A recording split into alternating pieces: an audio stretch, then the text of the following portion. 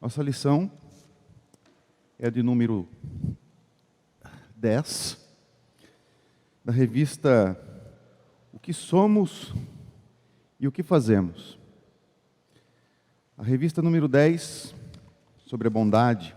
Seja benigno e bondoso. Então vamos abrir a Bíblia no texto de Gálatas, capítulo 6, versículo 10.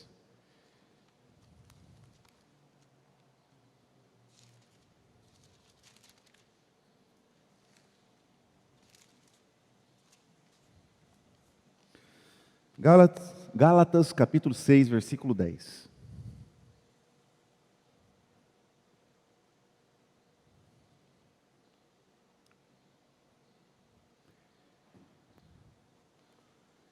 O versículo que diz: Por isso, enquanto tivermos oportunidade, façamos o bem a todos, mas principalmente aos da família da fé.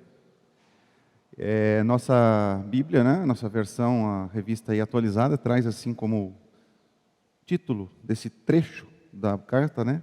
O que o homem semear, isso também ceifará. Vamos ler desde o versículo 6. Mas aquele que está sendo instruído na palavra, faça participante de todas as coisas boas aquele que o instrui. Não vos enganeis, de Deus não se zomba, pois aquilo que o homem semear, isso também ceifará. Quer dizer, o que hoje você faz, amanhã você vai colher. Porque o que semeia para a própria carne, da carne colherá corrupção. Mas o que semeia para o Espírito, do Espírito colherá a vida eterna. E não nos cansemos de fazer o bem, porque a seu tempo ceifaremos se não desfalecermos. Por isso, enquanto tivermos oportunidade, façamos o bem a todos, principalmente aos da família da fé. Veja só, né? Aquilo que você está colhendo hoje na sua vida. O que você está tendo hoje na sua vida? O que você está colhendo? E isso que você está colhendo na sua vida hoje é resultado de alguma coisa que você fez desde há muito tempo. Quero dizer, normalmente, tá? Não quero dizer que não possa haver exceções. Claro, nossa vida é muito dinâmica para a gente fazer uma generalização tão grande assim. Mas, em geral, o que nós somos hoje, nós somos porque nós nos preparamos para isso. Nós somos hoje o que nós somos porque nós estudamos para ser. Porque nós fizemos determinados trabalhos anteriormente que nos levam a colher esses frutos hoje. Hoje muita gente fala, né? Está na moda, nós dizemos assim, o que você quer ser daqui 10 anos? Tá, mas para você ser isso daqui 10 anos, o que você precisa fazer hoje? Porque é um dia a dia, plantando, para chegar no dia da colheita e colher. E aqui, Paulo está falando que o que semeia para a sua própria carne, da carne colherá corrupção. Mas o que semeia para o Espírito, do Espírito colherá a vida eterna. Então, ele está falando da carta como um todo, sobre a lei, a questão da circuncisão, que alguns achavam que a pessoa tinha que primeiro se fazer judeu, para depois se fazer cristão. Judeu, cristão, né? Existe inclusive um ramo aí, chamado judaísmo messiânico, não necessariamente composto por judeus de nascimento, mas são pessoas de qualquer etnia, né, que se faz judeu, que se converte ao judaísmo e depois então monta ali uma sinagoga dizendo, então, essa sinagoga acredita que Jesus é o Messias. Só que, por exemplo, não crê que Jesus seja Deus ou não crê na Trindade, né? Então, são seitas, né, que a gente tem que tomar aí cuidado para fazer a distinção. Mas isso não é novo. Isso já acontecia de certa maneira, né, de modo semelhante, lá no comecinho, quando alguns judeus, ditos assim cristãos, né, procuravam fazer com que as pessoas se tornassem judias, e como judias, aí sim cristãs. Então, quer dizer, elas tinham que se circuncidar, serem circuncidadas, e guardar a lei de Moisés. Então, nessa perspectiva, a salvação seria então pelas obras. E Paulo fala que já tinha aquela profecia do Espírito Santo e da nova aliança, que a lei seria escrita nos corações. E Paulo vem a falar sobre as obras da carne e o fruto do Espírito. Então, as obras da carne, o que são? Prostituição, impureza, lascívia, idolatria, feitiçarias, inimizades, porfias, ciúmes, ira, discórdia, dissensões, facções, invejas, bebedices, glutonarias e coisas semelhantes. Quer dizer que aqui a lista não está completa, né? São exemplos, são 18 exemplos de uma lista muito maior, das obras da carne. Então alguém pode ser, por exemplo, uma pessoa invejosa e não cair, por exemplo, na feitiçaria.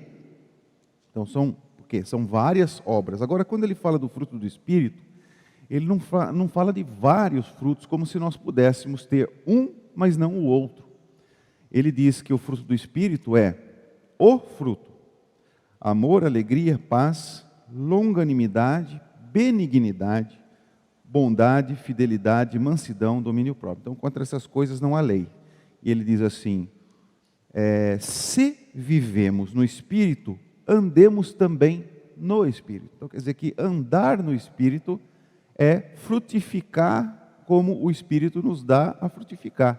É um fruto qualificado como amor, paz, alegria, bondade, benignidade, etc.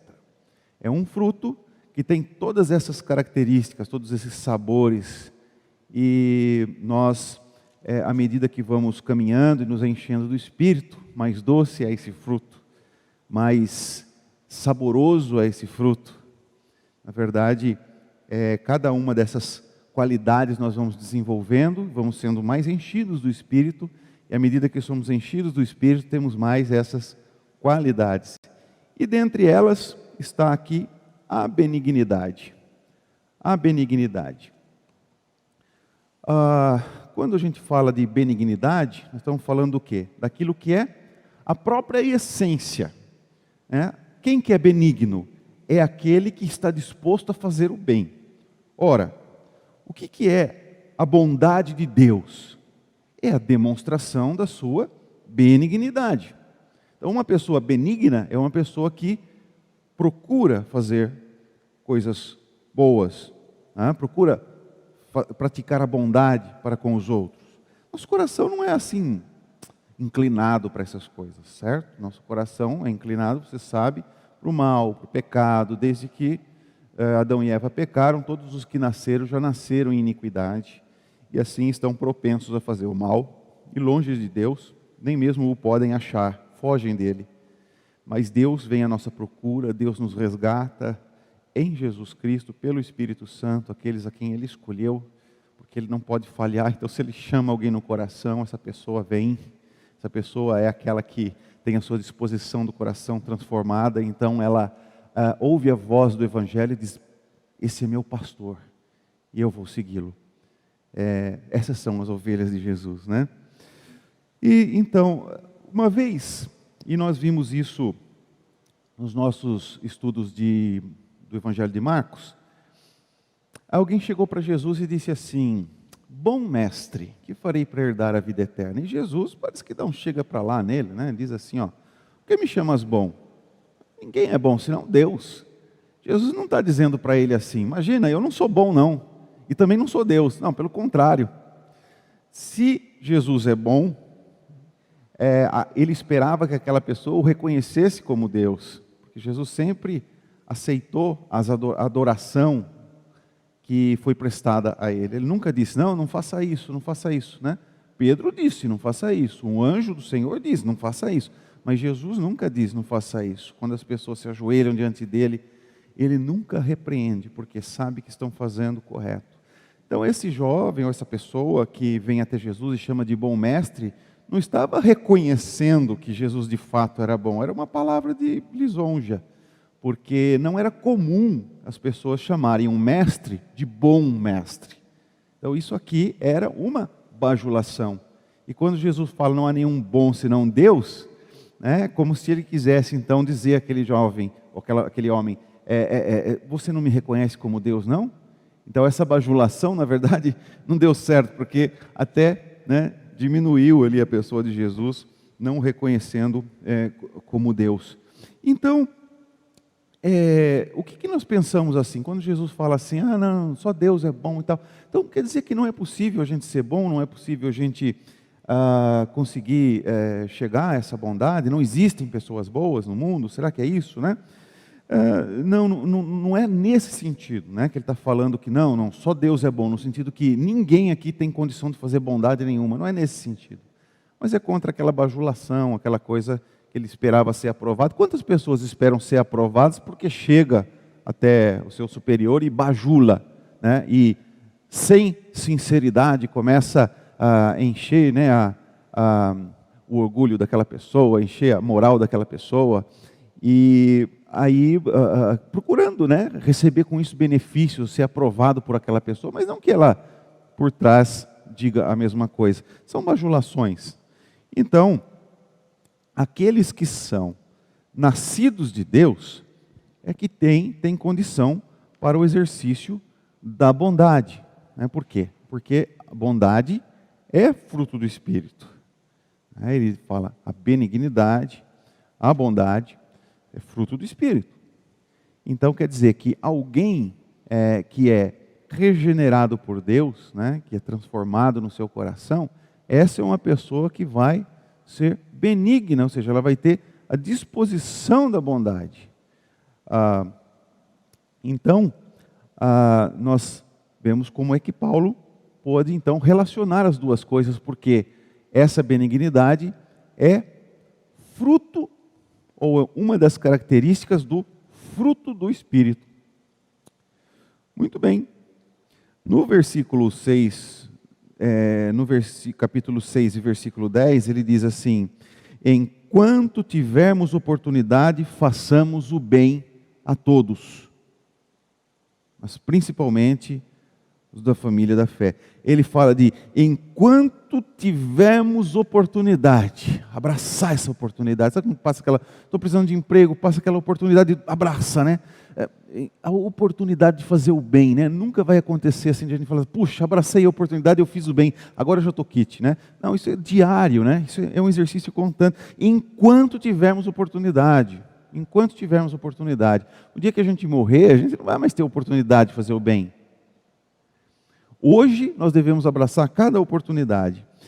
É uma prática contínua, certo? É isso que ele está trabalhando aqui. O nosso coração é pecador e ele se inclina para quê? Para vingança. Nosso coração, se deixar o que ele fazer, o que ele lhe dá vontade de fazer, se alguém me fizer o mal, eu vou procurar me vingar e fazer um mal pior ainda, para ele ver com quem que ele está mexendo, para não fazer mais comigo, porque com ele vai ser pior. Esse é o coração humano na sua brutalidade, sem ser lapidado pelo Espírito, né? O capítulo 6, versículo 1 diz assim: se alguém for surpreendido em alguma falta, vós que sois espirituais, corrigiu com espírito de brandura e guarda-te para que não sejas também tentado. Quer dizer, nós devemos corrigir uma pessoa quando ela comete alguma falta, né? Corrigir a pessoa. Foi contra nós. Sim, como é que nós podemos corrigir, mesmo que seja contra nós, né? Com espírito de brandura. Nós não devemos fazer isso motivados pela ira. Tem gente que fica irado quando vê alguém fazendo mal para os outros. Mas eu creio que quando alguém faz mal para mim, né, para você, assim, cada um de nós olha com muito mais facilidade de se irar contra essa pessoa, porque ela fez o mal, né? Então, nós não devemos ser motivados pela ira, pela vingança, mas com o espírito de brandura, né? Nós temos consciência de que nós mesmos podemos cometer um pecado. Pode não ser aquele, mas um outro pecado. Pode ser, quem sabe, até mesmo aquele motivo pelo qual nós estamos bravos com aquela pessoa. Pode ser que nós cometamos esse mesmo erro. Mas se alguém for cometido em alguma falta, vós que sois espirituais, corrigiu com espírito de brandura. Isso é uma outra coisa que, se você planta, você colhe, né? Porque você também, como cristão, você também precisa que os irmãos te corrijam. Esse é o espírito da comunidade cristã, de responsabilidade nossa pelas vidas uns dos outros, para que nós ajudemos uns aos outros a a sermos mais santificados e como Cristo, né? Então, eu preciso corrigir alguém da mesma forma como eu gostaria de ser corrigido. Eu tenho que ter o espírito de brandura, não fazer com ira. Eu não vou conseguir, agora se eu for falar, eu vou falar besteira. Vai lá para casa, toma um chá, ora bastante, passa uma semana, esfria a cabeça. Depois, quando você puder fazer com espírito de brandura, você vai e você faz. Mas faça com espírito de brandura, né? O versículo 2 diz assim: levai as cargas uns dos outros e assim cumprireis a lei de Cristo, né? Cuidando uns dos outros. Nós devemos cuidar uns dos outros, levar as cargas uns dos outros, para nós cumprirmos a lei de Cristo. Então quer dizer que a lei, ela se resume no amor. Ela se resume no amor, né? Diz em outras partes da Escritura. E, portanto, levar as cargas uns dos outros faz parte disso. Inclusive essa carga que é os erros que nós cometemos.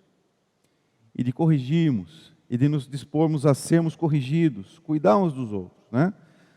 Então, tem pessoas que insistem, querem ser no seu egoísmo, bajulador, né? Esse tipo de pessoa só vai ter por perto pessoas aproveitadoras, né? Mas se nós plantarmos amor, nós vamos colher amor também, né? Aquilo que o homem semear, isso também ceifará. Isso também ceifará. Porque o que semeia para a sua própria carne, da carne colherá corrupção. Mas o que semeia para o Espírito, do Espírito colherá vida eterna. O que nós colhemos, o que nós plantamos, nós colhemos. Se nós regarmos a nossa carne,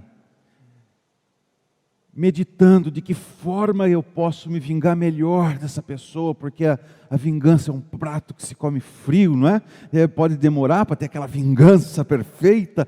E se nós alimentarmos isso no coração, porque isso é natural, isso vai estar ali, normalmente vai estar ali. Se nós alimentarmos isso, é isso que nós vamos colher. É isso que nós vamos colher. Gente, olha a pandemia que nós estamos passando. Quanta gente fechou o comércio? Quanta gente se divorciou? Mas você acredita mesmo que nem todo mundo quebrou?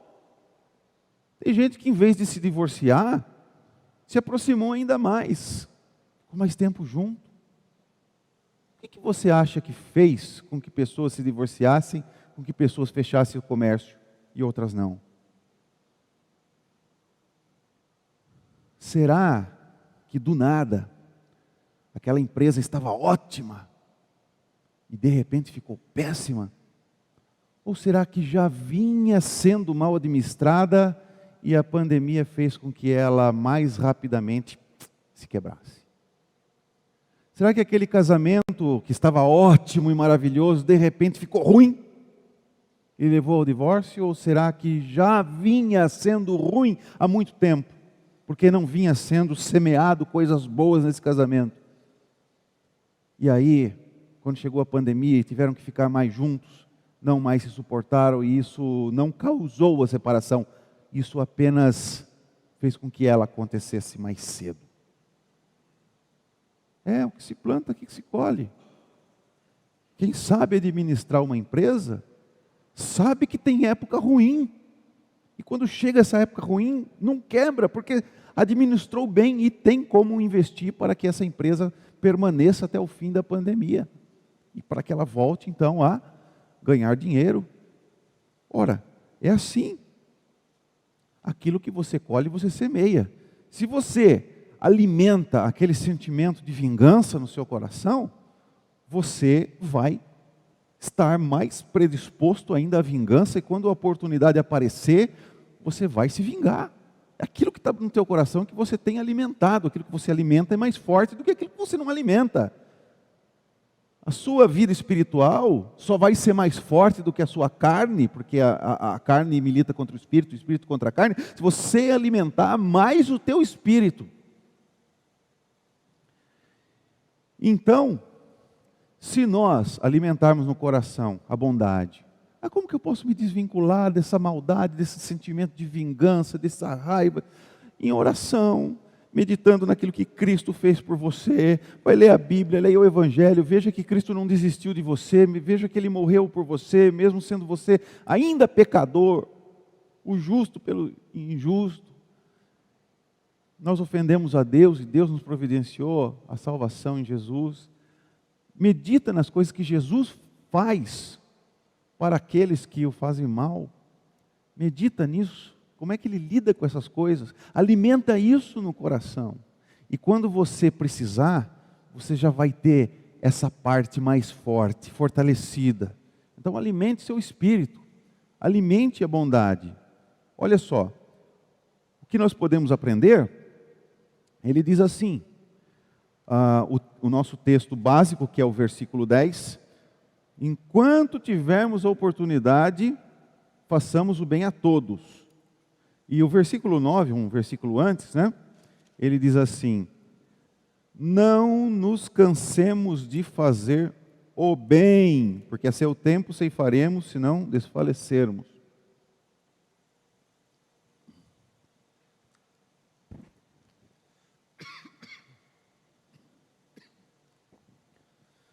Não nos cansemos. Quem se cansa, para de fazer. De quantas coisas nós nos cansamos? E nós paramos de fazer. Começo de ano. Esse ano eu vou começar um regime, por exemplo, né? Aí chega uma hora que cansa. Eu vou fazer exercício todo dia. Eu vou cuidar do meu colesterol, né? Aí chega uma hora que se cansa, quando vê aquelas frituras maravilhosas, se cansa, né? Quem não tem essa disposição no coração, não vai até o fim. Por isso ele fala assim, tem que fazer a bondade, mas cansa ser bonzinho, porque os outros são ruins, e eu sou tão bom, e cansa ser bom, e cansa ser tão melhor que os outros assim, né? Alguns falam assim, eu sou tão bom, eu nem vou na igreja, aquela comunidade de maus, né? Não nos cansemos de fazer o bem. Nós nos cansamos de tanta coisa, mas nós não podemos nos cansar de fazer o bem. É um exercício diário. É aquilo que nós alimentamos hoje para colher amanhã. Jamais nós devemos nos cansar de fazer o bem. É um exercício para todos os dias. Planejar a bondade que nós vamos fazer às pessoas. Porque planejar a bondade é uma forma de alimentar essa bondade. Alimentar a benignidade que o Espírito Santo nos concedeu. Nós temos, não é porque ela brota de nós, mas do Espírito. Nós temos que agora fazer a nossa parte. Essa plantinha nós temos que regar. Essa sementinha que foi colocada no coração da benignidade, ela tem que ser regada todo dia, colocado adubo nela. Então, planejar a bondade, isso não é natural para nós. Olha, eu naturalmente vou fazer o bem a todos. Isso é algo que precisa ser planejado, precisa ser pensado. Nós precisamos dominar a nossa carne, a nossa insensibilidade, o nosso egoísmo, nossa busca por glória própria, ou sede de vingança. Essas coisas têm que ser exterminadas. Nós devemos planejar a nossa bondade, senão é a outra coisa que nós vamos acabar praticando. Né? Nós podemos orar pela pessoa. Né? Nós podemos oferecer ajuda para aquelas pessoas que precisam de nós. Uma pessoa que está passando necessidade, você pode ajudar essa pessoa levando a ela alimento, ou então depositando secretamente na sua conta algum dinheiro. Né? Ora, nós precisamos pensar, existem milhares de coisas boas que nós podemos fazer. E não é difícil a gente pensar em que coisas boas nós podemos fazer. Não é difícil. O que é difícil é a gente querer fazer tudo isso que é bom e que nós pensamos tão facilmente, temos ideia, fazer isso, fazer aquilo. Mas o que é difícil não é pensar no que fazer, mas é agir, é querer fazer isso. E às vezes a minha oração é assim para Deus: Deus, saber o que tem que ser, eu sei. Saber o que tem que fazer, eu sei. Agora eu te peço que eu queira, porque eu não estou querendo, mas eu quero querer. Sabe a diferença entre querer e eu peço para Deus: Senhor, que eu queira, eu quero querer. Porque eu sozinho não quero, mas eu estou errado em não querer, então me faça querer. Às vezes eu peço isso, peço dessa forma para Deus. E nós dependemos para tudo isso do Espírito Santo. Então, oremos por isso, nos esforçamos por isso, e nós não somos naturalmente bons, né?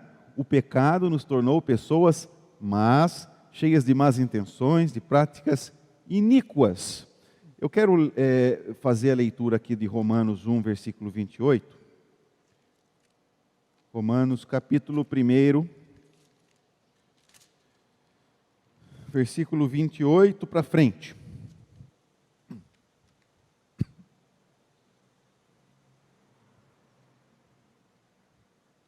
Em diante. Mateus 1, 28.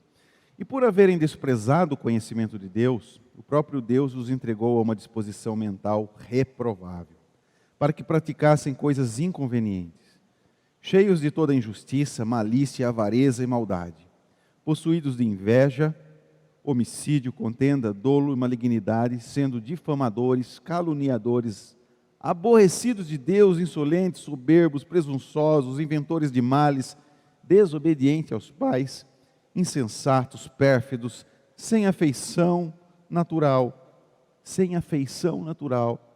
e sem misericórdia. Ora, conhecendo eles a sentença de Deus de que são passíveis de morte os que tais coisas praticam, não somente as fazem, mas também aprovam os que assim procedem. Essa é a natureza, esse é o ser humano deixado sem Deus, a disposição aqui que estão. Tá? Então, gente, a gente deve refletir a bondade de Deus em cada coisa que nós praticamos, certo? A seu tempo ceifaremos, se não desfalecermos. Não nos cansemos de fazer o bem. Agora, uma outra coisa que nós aprendemos aqui, além de não nos cansar de fazer o bem, de nos preparar para isso, de nos alimentar para isso, é fazer o bem a todos. Fazer o bem a todos.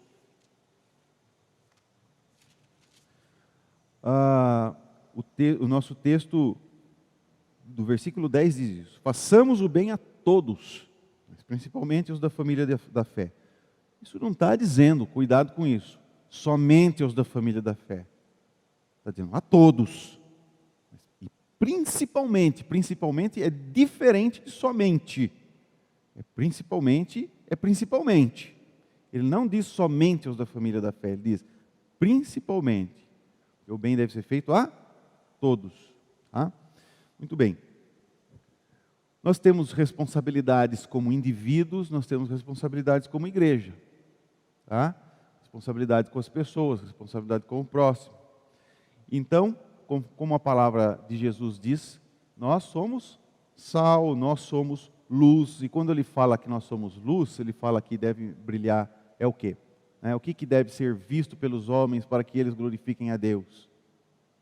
Nesse caso não é a nossa fé. Porque fé não se enxerga a não ser pelas obras. Ninguém que tem fé, alguém pode ver a sua fé, senão pelas coisas que essa pessoa faz. Então, quando Jesus nos diz que somos luz do mundo, Ele está falando para que os homens vejam as vossas boas obras. As vossas boas obras. Então nós temos que resplandecer como essa luz de Cristo. Agora, enquanto tivermos oportunidade, nós não podemos perder a oportunidade. Você faça o bem. Fazer o bem de diversas formas. Quando você ora por alguém, uma coisa fácil, uma coisa que está ao teu alcance. Orar por alguém é uma coisa boa que se faz. Quando você sabe que uma pessoa está precisando de conforto e você manda uma mensagem de conforto, é uma coisa boa que você faz. Hoje é tão fácil mandar mensagem. Se eu mandar mensagem para alguém agora no Japão, ele recebe. Não vai demorar nem um dia, vai ser quase que imediato. Uma ligação telefônica, um abraço, coisas simples. dizer o apreço que você tem por aquela pessoa, claro, sempre com sinceridade. Você não vai dizer para a pessoa aquilo que é o contrário do que você acha que ela é, mas sempre tem coisas boas nas pessoas, e a gente olha sempre para as coisas ruins, porque as coisas boas parece que ela não tem mais de obrigação de fazer. Mas como difícil é a gente olhar para as pessoas e perceber a qualidade delas e falar para elas dessas qualidades. Tem gente que consegue fazer muito bem isso. E, consequentemente, acabam tendo, na hora que precisa puxar a orelha, condição de puxar a orelha. Porque na hora de falar bem, a pessoa sabe falar bem. Existem pessoas assim, não é? E nós devemos ser assim. Devemos olhar, se vemos o defeito, podemos falar sempre com brandura, com amor, mas quando nós vemos as qualidades, nós também ressaltarmos. Isso é uma coisa boa que se pode fazer, porque você não só vai punir pelo que a pessoa faz de errado, mas você vai recompensar e reforçar aquela atitude boa naquela pessoa. É muito mais fácil alguém querer continuar sendo boa porque recebeu o reconhecimento disso, do que a pessoa querer ser boa porque alguém falou mal do que ela fez de errado. É muito mais esse reforço.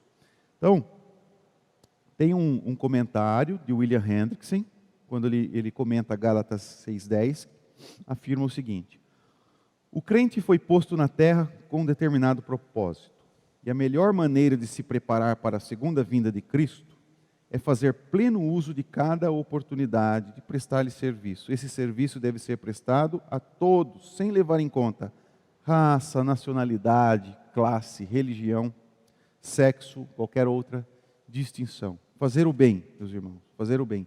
Uma coisa é nós reprovarmos o pecado. Outra coisa é nós fazermos mal para a pessoa, né? Existem determinados pecados, que a Bíblia é muito clara sobre isso, e que o mundo considera normal, e cada vez mais insiste que você também deve dizer que é normal, que é bom, que é igual. E não é. O que a Bíblia chama de pecado, é pecado. Tem gente que não considera, acha tudo bem, né? Mas isso não quer dizer que nós somos obrigados a achar que está tudo bem, porque nós não achamos que está tudo bem. Pecado é pecado. Agora, jamais aprovar a violência contra essas pessoas.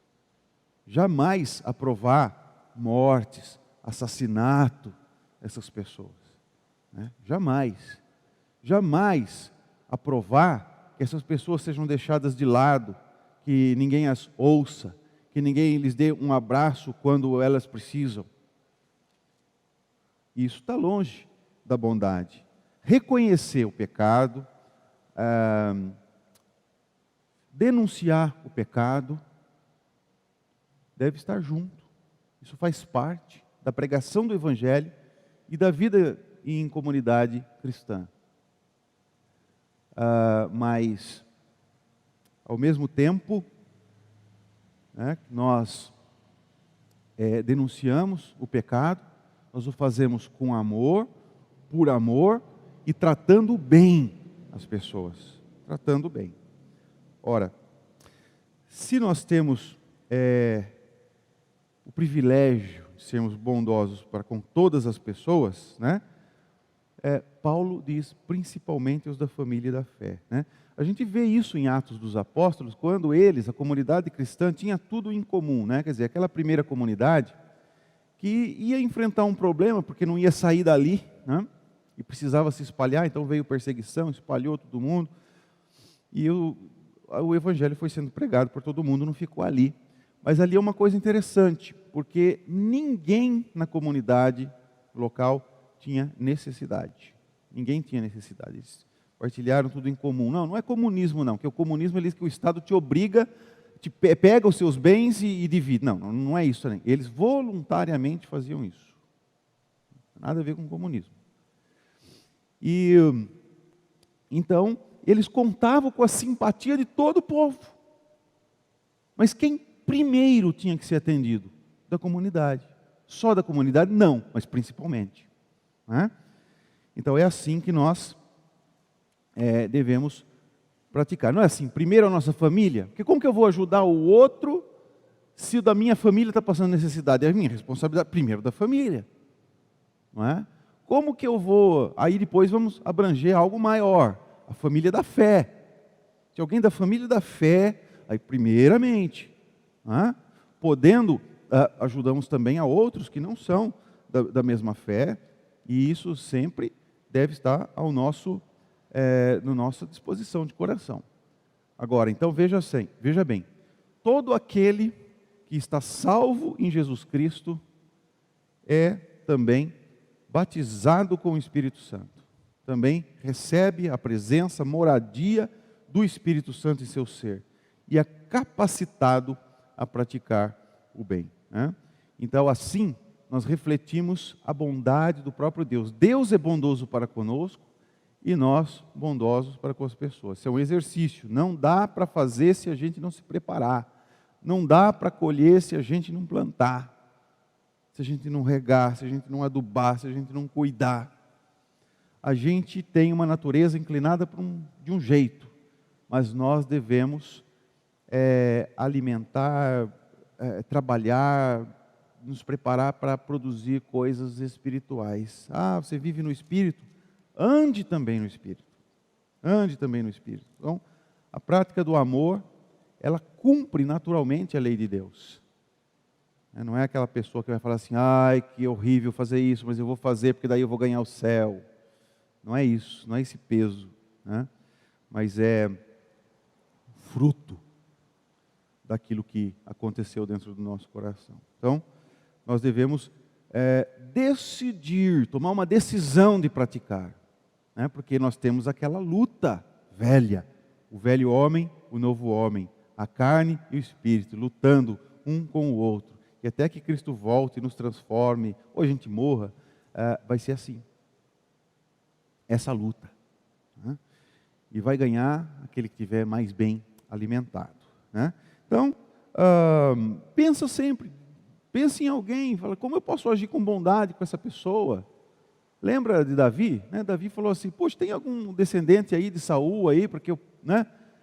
Tem aleijado e tal, traz aqui, né? Vamos, era costume, né? O cara subiu no trono e falou assim, vamos matar todo mundo que é da descendência do outro, porque para não ter, né, problema de ter uma revolta aí, querer tomar o trono de mim. O trono tinha sido de Saul, né? Eles pegam lá, chama aquele homem e falam, eu quero fazer bondade para você. Então tente fazer um exercício diário. Coisas espirituais é como os nossos músculos, exigem exercícios diários para ficar forte, para ficar firme, não é? Aquele que faz exercício diariamente, um pouquinho hoje, um pouquinho mais amanhã, vai ganhando resistência até ganhar resistência e pedalar pelo estado inteiro. Não é isso que o Wesley faz? De repente tem uma foto, saiu de bicicleta, está lá em Minas Gerais. Então, nós temos que exercitar também o espírito para sermos fortes espiritualmente. Prática da bondade. Ser benigno. Que Deus abençoe o seu coração, para que você tenha este querer, essa disposição, e você possa colher frutos disso. Amém.